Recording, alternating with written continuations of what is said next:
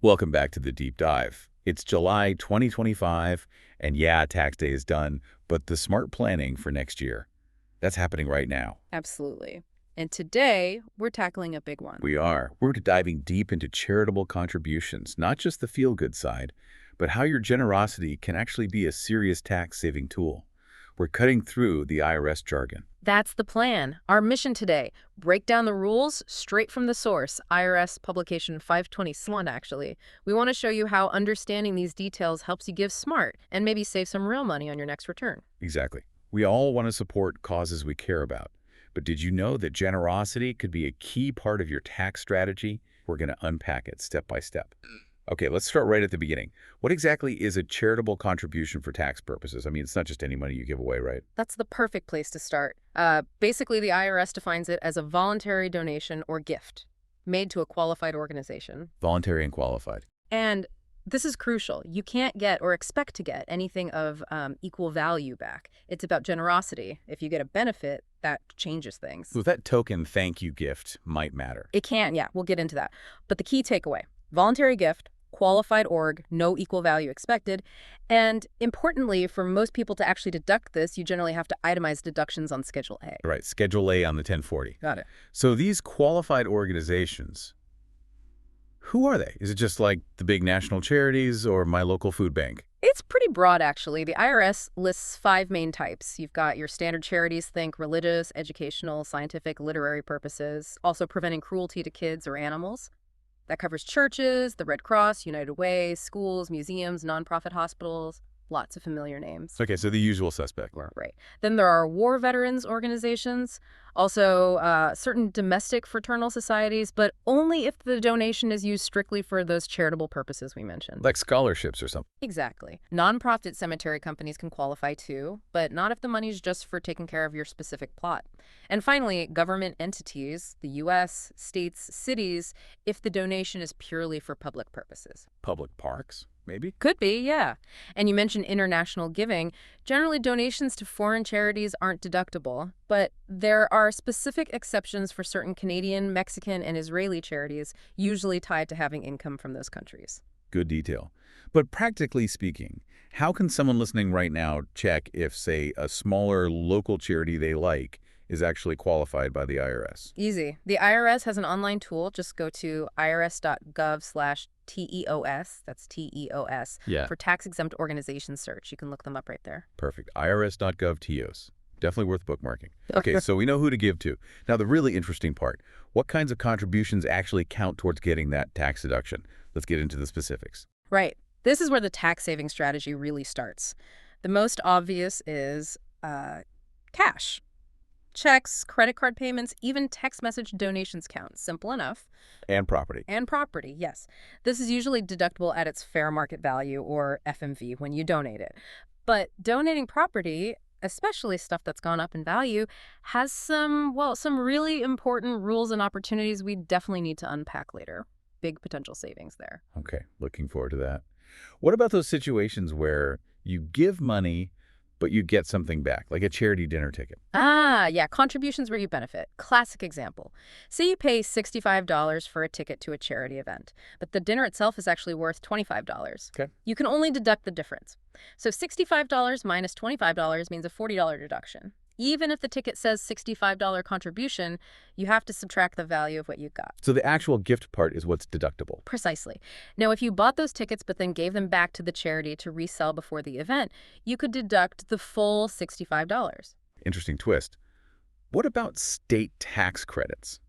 Sometimes you donate and get a state credit back. How does that affect the federal deduction? That's a really important one to avoid double dipping. If you get a state or local tax credit for your donation, you generally have to reduce your federal charitable deduction by that credit amount. So donate $1,000, get a $700 state credit. Your federal deduction is likely only $300. There's a small exception if the credit is 15% or less of your donation, but usually you reduce the deduction. State tax deductions, though, are different. They generally don't reduce your federal charitable deduction. Okay. Subtle but important difference between credits and deductions there. What about things like museum memberships? Membership fees or dues, yeah. Deductible only if, again, your payment is more than the value of the benefits you get back. But The IRS is reasonable here. For small payments like $75 or less annually, they have this disregarded benefits rule, meaning things like free admission, parking, maybe some discounts. Those might not count against your deduction if the payment is low. Same idea for small token items like mugs or keychains. If the charity tells you the whole amount is deductible, you're usually okay. All right. Any other maybe less common deductible things? Well, there's deducting expenses for a student living with you. This is pretty specific. It has to be through a qualified organization's program, a written agreement. The student can't be your relative, full-time, 12th grade or lower. Lots of conditions. Yeah, but if you meet them, you can deduct up to $50 per full month for their basic costs, books, food, clothes, not the lodging value, though. $50 a month. Okay. Another big one, out-of-pocket expenses when you volunteer. You can't deduct the value of your time, like what you would have earned working. Right. No deduction for just showing up. Exactly. But you can deduct unreimbursed costs that are directly related to the volunteering and aren't personal. Yeah. Think uniforms you only wear for the charity work, supplies you buy for a project. What about driving your car? Good question. You can deduct either the standard mileage rate for charitable driving, it was 14 cents a mile recently, but always check the current rate, or your actual costs for gas and oil, plus tolls and parking. And the key is? Records. Keep really good, reliable, written records of those miles and expenses. Super important. Travel expenses can count too, like going to a convention if you're an official delegate, but only if there's no significant personal vacation element mixed in. Okay. And just for fun, you mentioned something truly obscure before we started recording. Whaling. Ah, yes. It's a classic example of tax code specificity. Believe it or not, under Section 170, a whaling captain, recognized by the Alaska Eskimo Whaling Commission, can deduct up to $10,000 a year for expenses related to subsistence bowhead whale hunting activities. Wow. Okay. So probably not relevant for 99.9% of our listeners, but a great reminder that the tax code has some very specific corners. It certainly does. Check everything. All right. So that's a good rundown of what can be deducted. Now let's flip it. What are the common things people try to deduct that the IRS says, nope, absolutely not? Knowing these pitfalls is crucial for saving yourself trouble and ultimately saving money by doing it right. Absolutely critical. Avoiding mistakes is just as important. Number one, contributions to a specific individual. You just can't do it. Doesn't matter how deserving they are. Donate $1,000 to a disaster relief fund. Fine. Earmark that $1,000 for the Smith family down the street. Not deductible. Got it. Needs to be for the charity's general mission. Exactly. Number two, giving to a non-qualified organization. We talked about who is qualified. So contributions to, say, political campaigns, social clubs, labor unions, most foreign orgs, those are out. Makes sense. Three, the part of a contribution where you get a benefit back. We covered this with the dinner ticket, but it applies broadly. Think college donations tied to getting priority athletic tickets. You got to reduce the deduction by the value of those tickets. Right. No quid pro quo deduction. Pretty much. Four, the value of your time or services. We mentioned this, volunteering your professional skills, donating blood, laudable but not tax deductible. Same for lost wages while volunteering. Okay. Five, personal expenses. Cost of meals while volunteering locally isn't deductible. If you're traveling overnight for charity, then meals might be deductible as part of travel. Adoption expenses, also not a charitable deduction, though there might be adoption tax credits available, which is different. Good distinction. Credits versus deductions. Yes. Six, qualified charitable distributions or QCDs from an IRA. If you do a QCD, that money comes out of your IRA tax-free directly to the charity. Because it's already tax-free, you cannot also claim it as an itemized charitable deduction. No double benefit. Ah, okay. Choose one benefit or the other there. Right. Seven, appraisal fees. If you pay someone to value the property you're donating, that fee itself is not a charitable deduction. It might be a miscellaneous itemized deduction, but not a charitable one. Eight, some contributions to donor-advised funds, or DAFs, can have limitations, especially around control. 9, contributions of partial interest in property, like letting a charity use your office space rent-free for a year, generally not deductible because you haven't given away your entire interest. Okay. That rent-free example makes it clear. And finally, number 10, This is a bit complex, but relevant for some business owners. Certain conservation contributions made by partnerships or S Corp can be disallowed if the donation value is way higher than the partners or shareholders' basis in that property. It's an anti-abuse rule. Sounds like something you definitely need professional advice on. Oh, absolutely. That's high-level tax planning territory. But knowing these general no-go areas helps everyone avoid common errors. Okay, let's circle back to donating property. You said this is where some major tax savings can happen, but it can also get complicated. Let's dive into those specifics. How does donating property work for tax savings? Right. This is often where strategic giving really pays off. The general rule, as I mentioned, is you deduct the fair market value, FMV, at the time of the gift.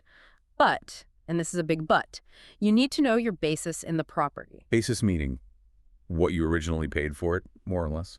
Essentially, yes. Your cost plus improvements minus depreciation, if any. And the difference between your basis and the FMV is your appreciation. Why does this matter?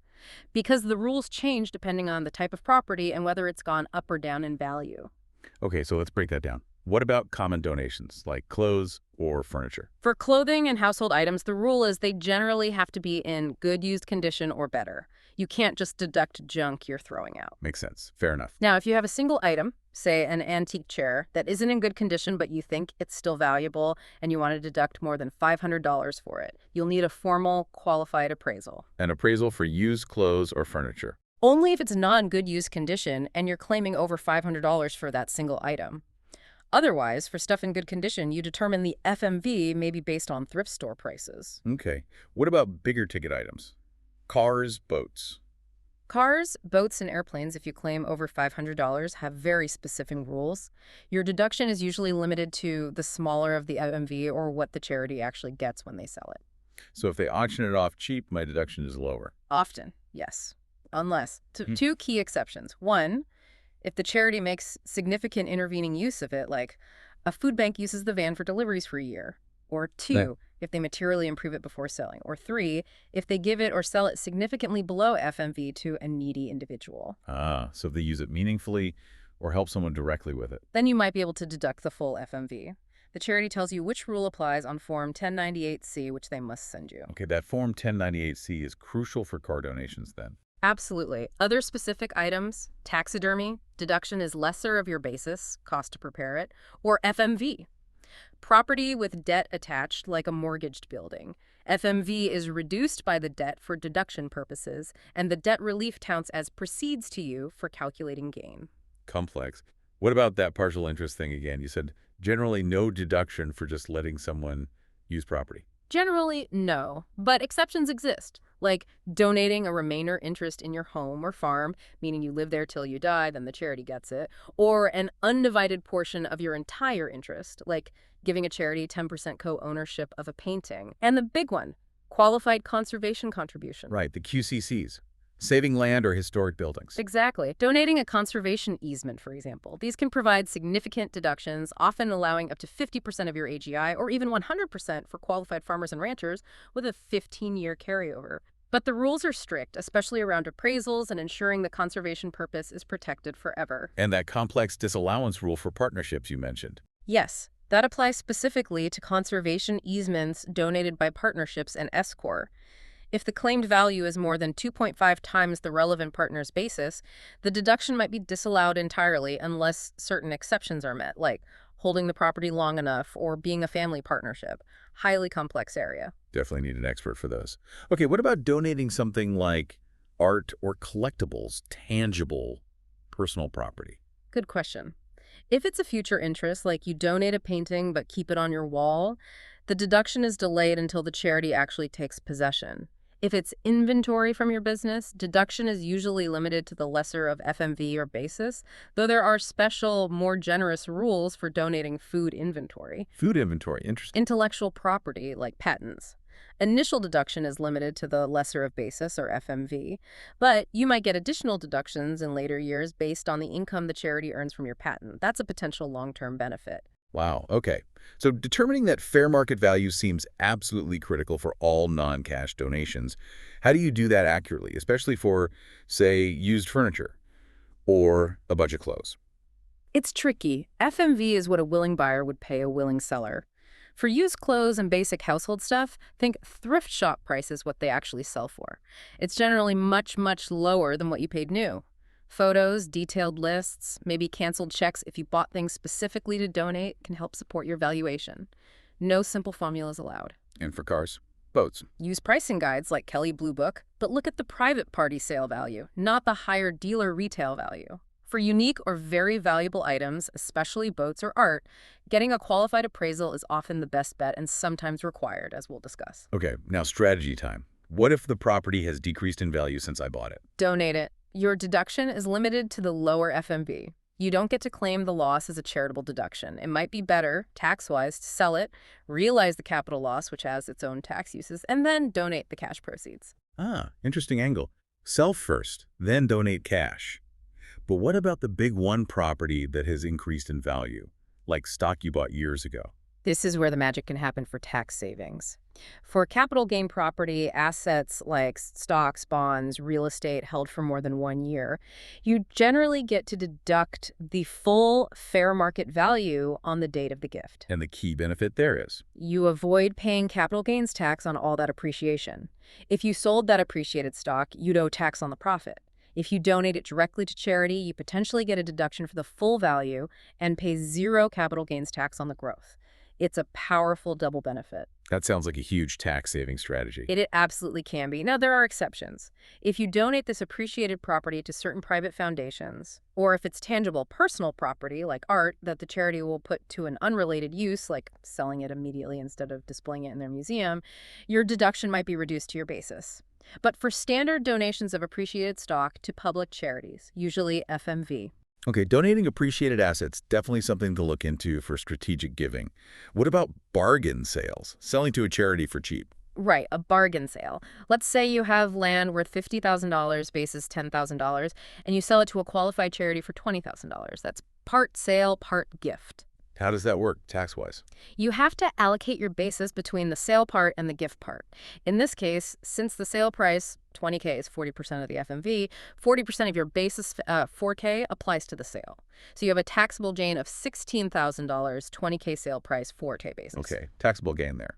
But the difference between the FMV and the sale price, $50K to $20K equals $30K, is considered a charitable contribution. So you get a $30,000 deduction, subject to AGI limits. It's a way to get some cash back while still making a significant gift and potentially managing your tax gain. Fascinating. Property donation rules are definitely complex, but clearly offer huge tax-saving potential if navigated correctly. Now, okay, you've decided what and how much to give. You know it's qualified. When do you actually take the deduction? And crucially, what proof do you need? Let's talk records. Yes, timing and records are everything for actually getting the deduction you've calculated. The general rule for when to deduct is the year you actually make the contribution. Delivery is key. So mailing a check on December 31st counts for that year, even if they don't cash it till January. Correct. Mail date count for checks. For credit cards, it's the date the charge is processed. For stock, it's when the stock certificate is delivered or when the transfer is completed in the charity's brokerage account. A pledge is not enough. You deduct when you actually pay the pledge. Okay, delivery is the trigger. Now the proof. What records absolutely need to be kept? This seems like where people can easily slip up. It is. The IRS is strict here. Rule number 1, keep records for everything. For any cash contribution, regardless of amount, you need either a bank record, canceled check image, bank statement showing the donation, or a written receipt from the charity showing their name, date, and amount. You need one or the other. Okay, bank record or receipt for all cash. Right. For payroll deductions, a pay stub or W-2 showing the deduction, plus maybe a pledge card from the charity confirming no good services were received, usually works. Now, what about that $250 threshold you mentioned earlier? Ah, yes. This is a big one. For any single contribution of $250 or more, cash or non-cash, you must obtain a contemporaneous written acknowledgement, CWA, from the charity. This is more than just a standard receipt. What needs to be on this CWA? It has to state the amount of cash or describe the non-cash property. Critically, it must state whether the organization provided any goods or services in return for the gift. If they did, it must provide a description and a good faith estimate of their value. If they only provided an intangible religious benefit, it needs to state that. And contemporaneous means? It means you need to have this acknowledgement in hand by the date you file your tax return for that year, or the due date, including extensions, whichever is earlier. Get it early. Don't wait until the last minute. Without this specific CWA for donations of $250 plus STU-SIA, your deduction can be disallowed, even if you have a canceled check. Wow, okay. CWA is non-negotiable for $250 plus ACTRI. Now, for non-cash gifts, does it get even more complicated? It does, based on the value. Let's break it down. For non-cash gifts, under $250, you need a receipt from the org with their name, address, date, location, and a reasonably detailed description of the property. If getting a receipt isn't practical, like leaving clothes in a Dropbox, keep reliable written records yourself. Okay. $250 up to $500, you need that CWA we just talked about, which must include a description of the property, though the charity doesn't have to value it on the CWA. CWA again. Over $500, but not over $5,000. Now it gets more involved. You need the CWA, plus you must complete Form 8283, Section A, and attach it to your tax return. This form requires more detail: how you got the property, when you got it, your cost basis, its FMV, and how you determined the FMV. Okay, Form 8283, Section A kicks in over $500, basis, FMV. Gotta have your numbers ready. You do.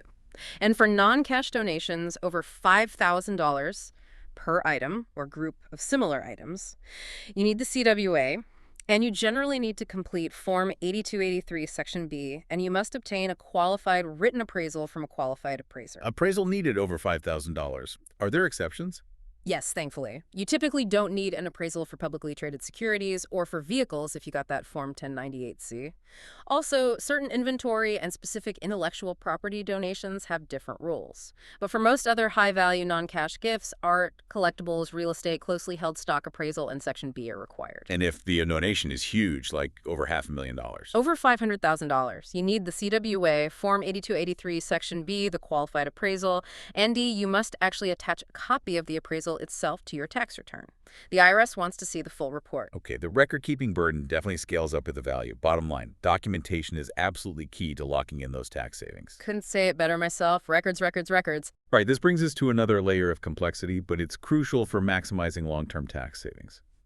The limits. You can't necessarily deduct everything you give in 1 year, right? How do these deduction limits work? That's correct.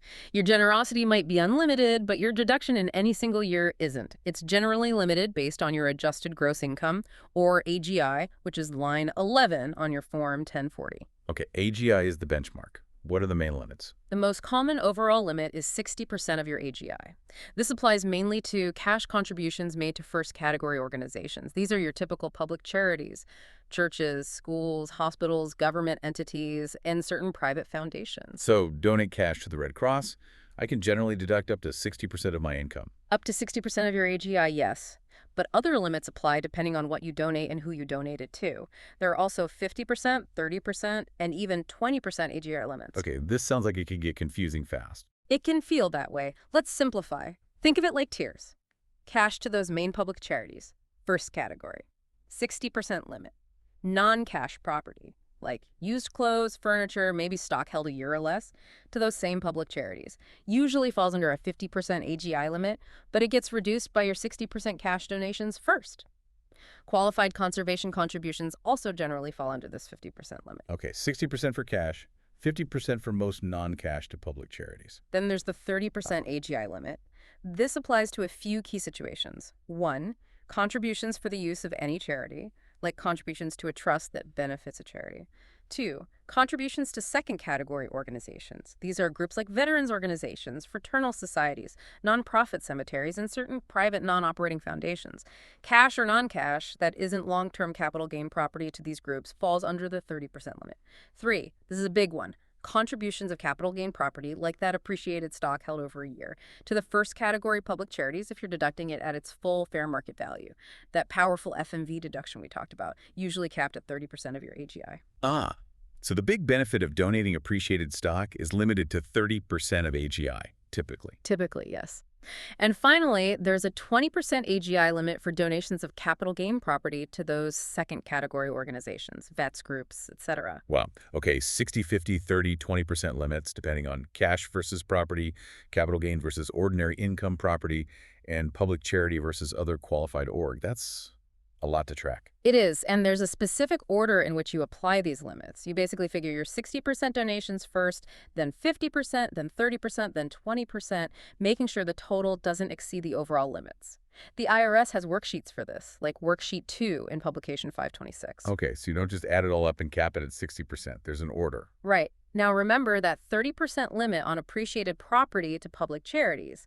There's a strategic choice you can make called a capital gain property election. An election. What does that do? It lets you choose to apply the higher 50% AGI limit to those appreciated property donations instead of the 30% limit. Why wouldn't everyone do that? Get a higher limit. Because there's a catch. If you make this election, you have to reduce your deduction amount. Instead of deducting the full FMV, you can only deduct your basis in the property. Ah.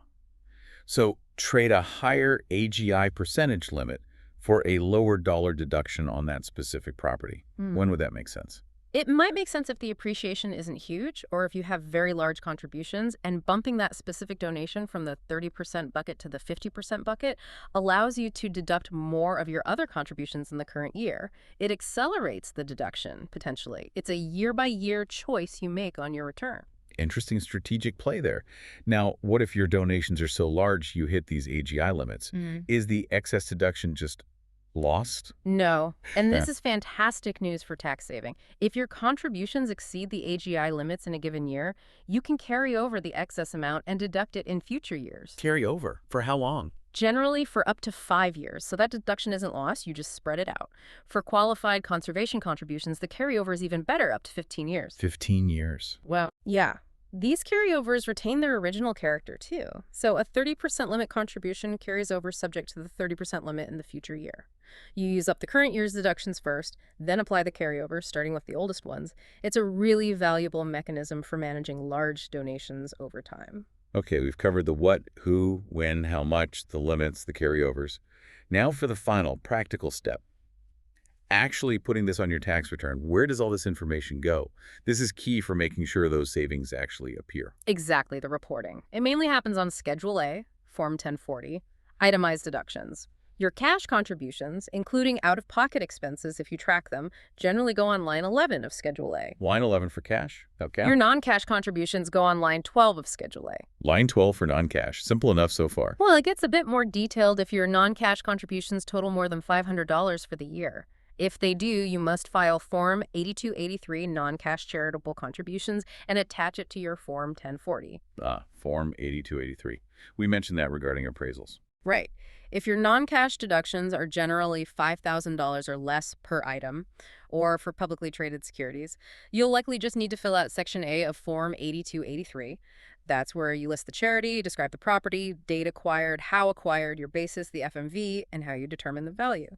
Okay, Section A for most standard non-cash, over $500. But if you have any single non-cash item or group of similar items valued at over $5,000, you generally need to complete Section B of Form 8283. This is the part that requires the charity's signature acknowledging receipt, and usually the appraiser's declaration if an appraisal was required. Section B for the bigger stuff, needing signatures and appraisal info. Exactly. And remember those special rules. For vehicle donations over $500, you'll likely need to attach Form 1098C. For clothing household items over $500 that weren't in good used condition, you need that appraisal and Section B.